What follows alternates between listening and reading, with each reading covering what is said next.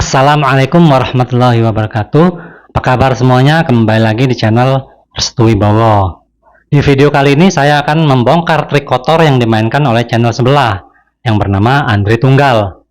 Dalam live streamingnya beberapa waktu yang lalu, dia nekat berkolaborasi dengan benda mati, yaitu ChatGPT, dengan tujuan mencari celah untuk menjatuhkan kredibilitas Islam. Nah, lantas halusinasi semacam apa yang dihasilkan kolaborasi tersebut?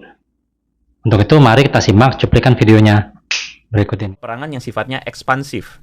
Ekspansif itu apa? Ekspansif itu tentu saja adalah bukan untuk membela diri, tetapi untuk menyerang orang. Jadi orang lagi diam-diam, lagi kalem-kalem, didatengin dan diperangin. Contohnya adalah penaklukan Makkah atau Fathul Makkah ya. Tujuan utamanya mengambil alih Makkah. Melampaui tujuan pembelaan berarti peperangan tidak hanya bertujuan mempertahankan umat muslim, tapi juga mengkonsolidasikan kekuatan politik dan pengaruh Islam di wilayah Arab. Jadi apakah bisa dikatakan setelah pengaruh Islam makin kuat, maka arah politik Islam adalah ekspansif? Nah, wilayah yang diinvasi dan dikuasai. Nah, wilayah itu adalah Mekah, ya kan? Penaklukan Mekah, lalu kemudian Taif dan suku-suku Jazirah Arab. Nah, setelah wafatnya Nabi Muhammad tahun 632, Khalifah Rasyidin meneruskan kepemimpinan Islam. Jadi yang pertama Abu Bakar dan selanjutnya Umar bin Khattab ya. Lalu kemudian daerah yang ditaklukkan atau daerah yang diekspansi. Ekspansi itu adalah orang lain diam-diam, gak ngapa-ngapain, lalu didatangin untuk diperangin. Nah, daerah apa itu? Syam atau daerah Levan ya. Nah ini di kota-kota seperti Damaskus, Yerusalem jatuh pada pertengahan abad ke-7. Lalu kemudian negeri Persia yang diam-diam, yang damai-damai baik ya, Kekaisaran Sasanid ini kemudian diinvasi atau diekspansi begitu ya. Lalu kemudian Mesir tahun 60 saat itu di bawah kekuasaan Bizantium ditaklukkan juga. Lalu kemudian Afrika Utara yang diam-diam baik didatangi dan kemudian diperangi. Nah, maksud dari ekspansi ini tidak semata-mata menyebarkan agama Islam, tapi juga membangun kekuatan politik dan ekonomi di wilayah strategis. Pertanyaan terakhirnya itu adalah ini ya. Jika merujuk pada data sejarah, kan seringkali kita dengar Islam berperang kalau diperangi saja. Kan katanya kan selalu begitu ya, bahwa umat muslim itu berperang kalau cuma diperangi saja. Nah, jika merujuk pada semua data sejarah ini secara objektif, apakah benar jika Islam berperang hanya jika diperangi? Nah, barusan kita sudah menyimak bersama-sama bagaimana usaha atau kerja keras Andre Tunggal ini di dalam mengeksploitasi ChatGPT tersebut. Dia mengajukan beberapa pertanyaan yang jawaban dari ChatGPT ini kemudian dia adopsi dan dia goreng sedemikian rupa sehingga menghasilkan narasi yang menyatakan bahwa peperangan yang dilakukan oleh Nabi dan para sahabat itu bukan hanya sekedar untuk bertahan atau defensif. Mereka bukan saja melakukan peperangan karena diperangi saja, melainkan lebih dari itu. Dia mengatakan bahwa ternyata Nabi dan para sahabat juga doyan mengekspansi ke wilayah-wilayah tertentu dengan tujuan menundukkan dan menguasai wilayah tersebut. Nah, definisi ekspansi ini diartikan secara negatif oleh si Andre Tunggal ini. Dia mengatakan bahwa suatu negara atau suatu wilayah yang tenang-tenang saja, adem-adem saja, tidak ada masalah apapun, tiba-tiba didatangi dan diperangi oleh Nabi dan para sahabat. Nah, jadi si Andre Tunggal ini memahami definisi dari ekspansi militer tersebut hanya dari satu sudut pandang saja, tidak melihat dari sisi yang lain. Jadi dia memukul rata yang namanya ekspansi militer berarti yang menjajah. Itu yang dia tahu. Nah, untuk itu saya akan mengiris tipis-tipis apa yang menjadi argumentasi dari si Andre Tunggal ini perihal peperangan yang terjadi di zaman Nabi dan para sahabat. Apa itu ekspansi militer dan lain sebagainya. Andre Tunggal ini mengatakan ekspansi terhadap Mekah, kota Taif, dan suku-suku di Jazirah Arab lainnya merupakan bukti bahwa Nabi dan para sahabat memang doyan berperang. Tidak hanya mempertahankan diri, tetapi juga menyerang atau yang disebut dengan ekspansi militer. Padahal apa yang dilakukan oleh Nabi dan para sahabat tentu mempunyai alasan yang kuat mengapa mereka melakukan hal tersebut. Contohnya, ekspansi terhadap Mekah yang disebut dengan Fatuh Mekah. Ada sesuatu yang melatar belakanginya tentunya. Antara orang-orang Quraisy Mekah dan kaum muslimin memang dari awal sudah terjadi konflik. Jadi kalau Andre Tunggal ini mengatakan wilayah yang adem-adem saja, wilayah yang tidak bermasalah dan lain sebagainya terus didatangi dan diperangi, itu sungguh keliru karena Mekah dan kaum muslimin sesungguhnya ada masalah. Siapa bilang tidak ada masalah? Yang pertama, masalah di antara mereka. Mereka kerap kali mengintimidasi kaum muslimin pada saat kaum muslimin masih berada di Mekah. Lalu yang kedua, mereka mengekspansi lebih dulu kota Madinah hingga terjadi peperangan yang disebut Perang Uhud. Lalu yang ketiga, mereka mengekspansi kota Madinah kembali hingga terjadi perang yang disebut dengan Perang Parit atau Perang Khandaq. Nah, selain daripada tiga hal tersebut, mereka juga ternyata telah melanggar kesepakatan dengan kaum muslimin, yang mana kesepakatan tersebut disebut dengan kesepakatan Hudaibiyah. Jadi pada tahun 628 Hijriah atau bertepatan dengan 6 tahun pasca hijrah kaum muslimin ke Madinah, Nabi Shallallahu Alaihi Wasallam mendapat perintah untuk berhaji ke Mekah. Setelah mendapat perintah tersebut, Nabi mengajak para sahabat sebanyak 1.400 sahabat sampai di wilayah Hudaibiyah. Wilayah Hudaibiyah ini terletak di luar Mekah ya, 22 km dari Mekah menuju Jeddah. Nah, jadi di wilayah Hudaibiyah tersebut Nabi menghentikan perjalanan karena Nabi tahu mereka sedang perang dingin dengan kaum Quraisy yang berada di Mekah. Nah, lantas beliau mengutus sahabat Utsman bin Affan memberikan kabar kepada kaum Quraisy bahwa mereka meminta izin untuk memasuki Mekah dan melaksanakan haji. Tapi apa yang terjadi? Utsman bin Affan justru ditawan oleh mereka. Lihat bagaimana kaum Quraisy kerap kali membuat ulah lebih dulu. Namun akhirnya dilepaskan dan kaum Quraisy mengutus seorang utusan yang bernama Suhail bin Amr sampai akhirnya diadakan kesepakatan. Nah, isi kesepakatan tersebut di antaranya ya, mereka melakukan gencatan senjata selama 10 tahun. Jadi tidak ada perang di antara mereka selama 10 tahun. Tapi di sisi yang lain, kaum muslimin pun selama 10 tahun tidak boleh memasuki Mekah, berhaji dan lain sebagainya. Nabi menerima persyaratan tersebut. Lihat bagaimana Nabi mengalah agar tidak terjadi peperangan. Jadi kalau ente bilang Nabi itu gemar berperang, Anda sedang berhalusinasi. Jadi tolong sadar dan perbanyak minum air putih, Bro Andre. Nah, akan tetapi apa yang terjadi? 2 tahun setelah itu, kaum Quraisy di Mekah lagi-lagi membuat ulah. Di Mekah itu kan banyak suku kan, ada suku Quraisy, ada suku Bakr. Nah, suku Bakr ini salah satu yang pro kepada kaum Quraisy. Sedangkan di Mekah yang pro kepada kaum muslimin, suku Khuza'ah. Nah, jadi singkat cerita, 2 tahun setelah kesepakatan gencatan senjata tersebut, kaum Bakr ini menyerang kaum Khuza'ah. Lantaran kaum Bakr ini ada salah seorang dari kaum Bakr menghina Nabi Shallallahu Alaihi Wasallam. Kemudian orang tersebut dipukul oleh salah seorang yang berasal dari suku Khuza'ah. Sehingga kaum Bakr ini pada malam hari menyerang kediaman kaum Khuza'ah. Nah, kaum Bakr ini didukung ternyata oleh suku Quraisy. Jadi kaum Quraisy ini telah melanggar kesepakatan Hudaibiyah tersebut.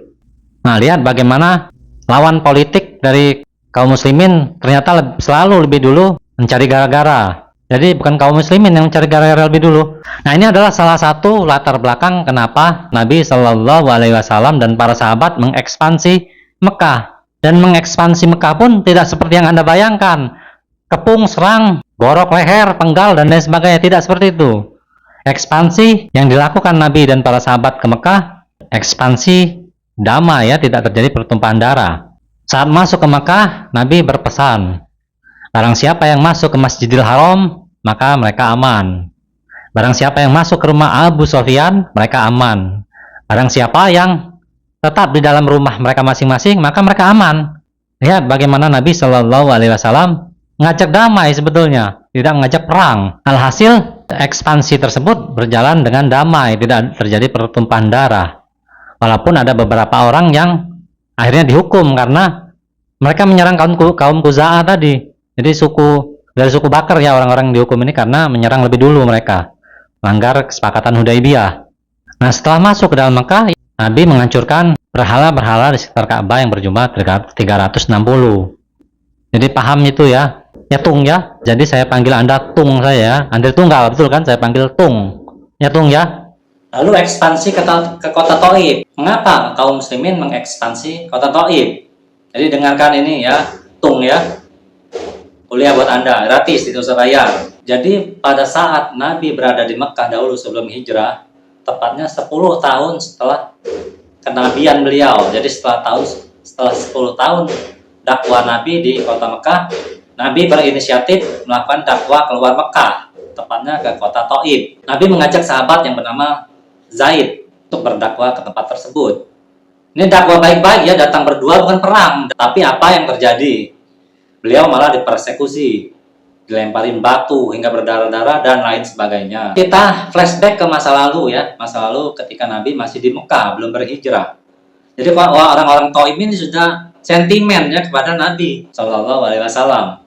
Nah, ketika mendengar berita bahwa kaum muslimin memenangkan perang Badar, mereka jadi tambah tidak suka ya. Mereka yang memang dari awal tidak suka dengan Nabi, mendapat berita kemenangan tersebut, mereka jadi dengki ya. Kedengkian ini kan memang berawal dari kebencian ya. Benci dulu baru timbul rasa dengki. Nah, jadi ketika pada waktu Nabi dan para sahabat ingin mengekspansi kota Mekah, mereka mendengar berita tersebut. Kemudian suku Sakif, penduduk asli kota Taif, menyusun rencana bersama sekutunya yaitu suku Hawazin yang berada di sekitar kota Taif.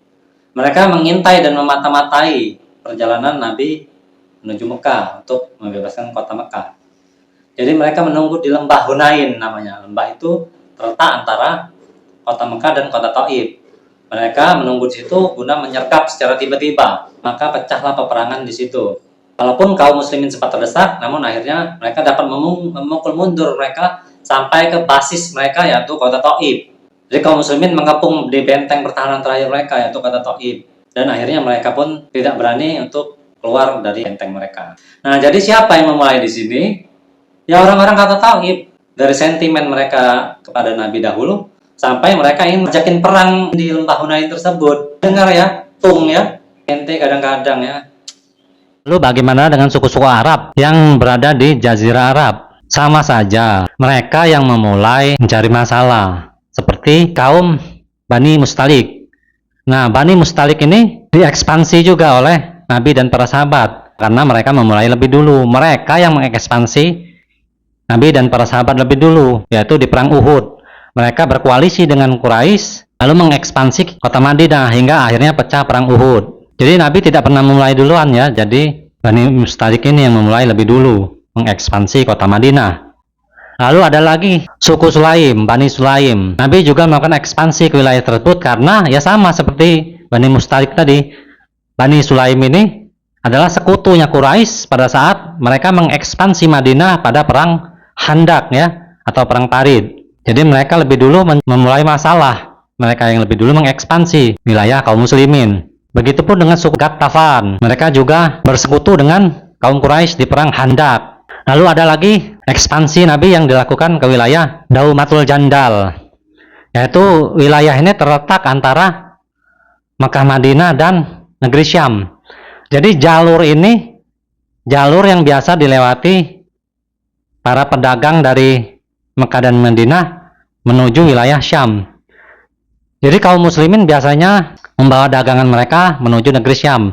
Nah, di perjalanan di antara Mekah dan Madinah dan negeri Syam ada wilayah yang namanya Daumatul Jandal. Nah, Daumatul Jandal ini suku yang suka ngerampok ya. Jadi para pedagang muslim melakukan perjalanan dagang ke negeri Syam. Di tengah jalan biasanya mereka dirampok oleh orang-orang yang ada di Daumatul Jandal ini. Jadi Nabi tidak memulai nyari masalah ya. Justru orang-orang Daumatul Jandal ini yang nyari masalah. Ngerampok ya. Jelas saya hitung ya.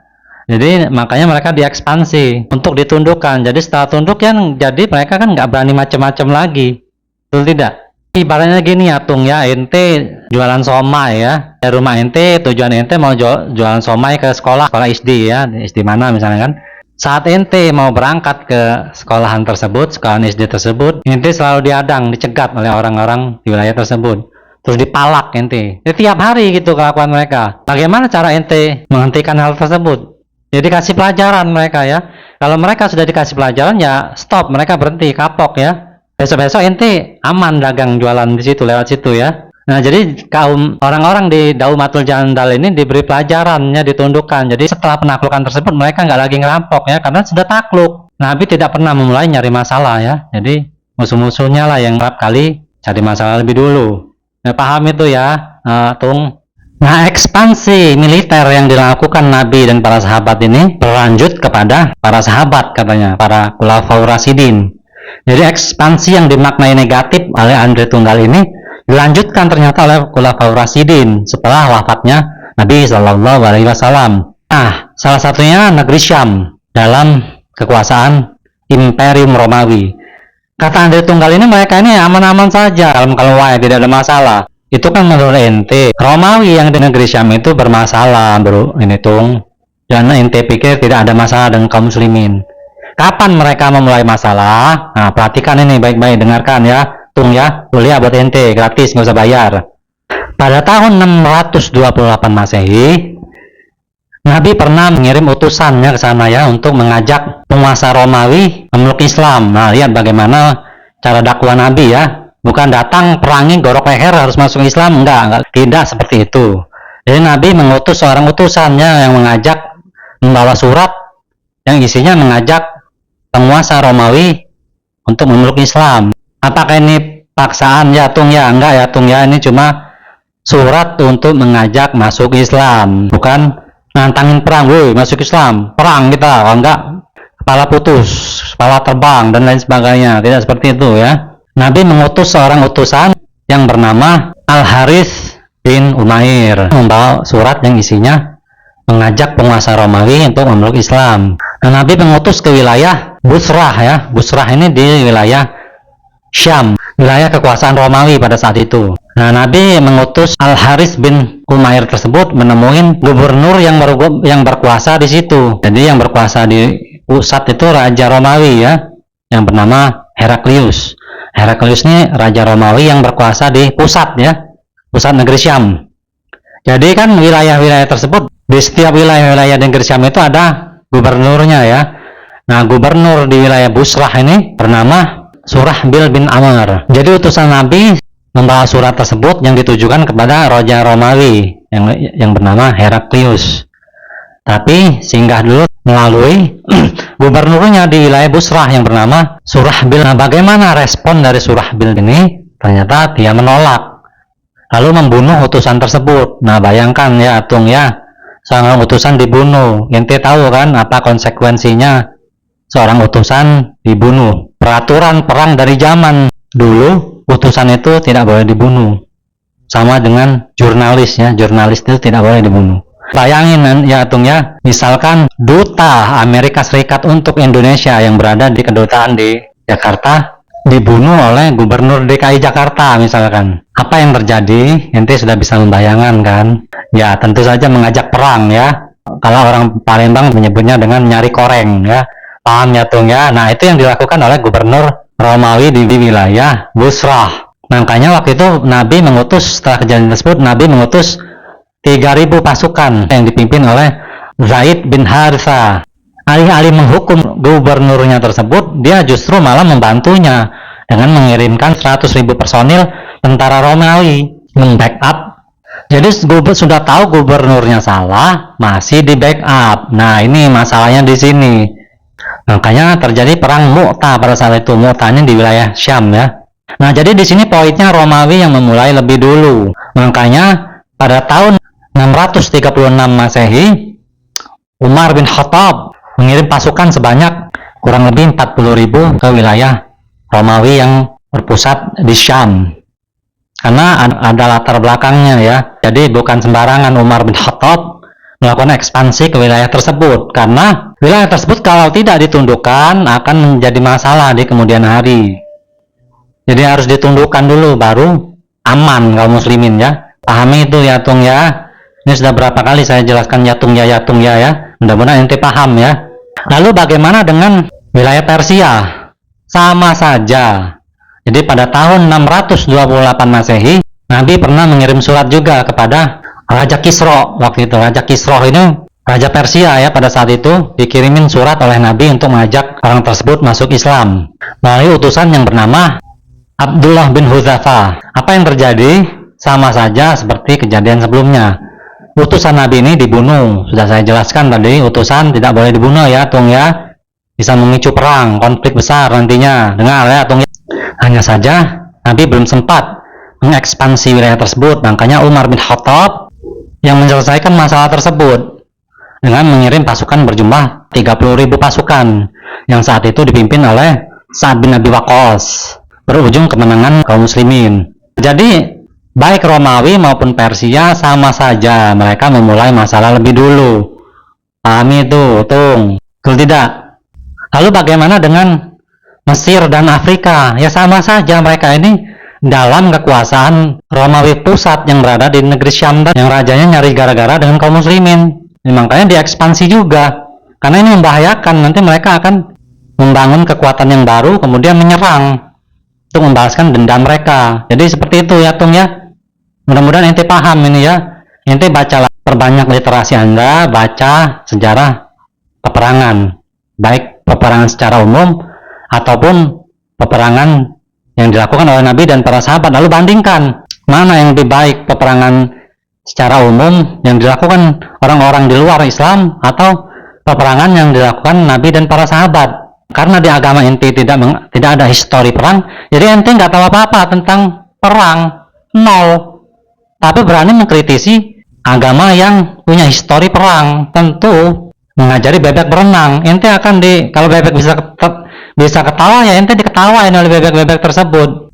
Jadi argumentasi ente di live streaming ente itu seperti lawakan, nggak ada faedahnya, konyol yang ada. Paham ya?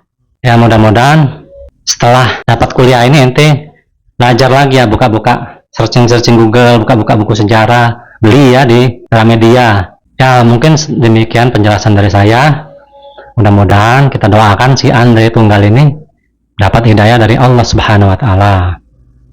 Kita hanya menjelaskan, hidayah di tangan Allah. Mohon maaf bila ada kesalahan kata. Terima kasih sudah menyimak video ini sampai dengan selesai. Mudah-mudahan bermanfaat.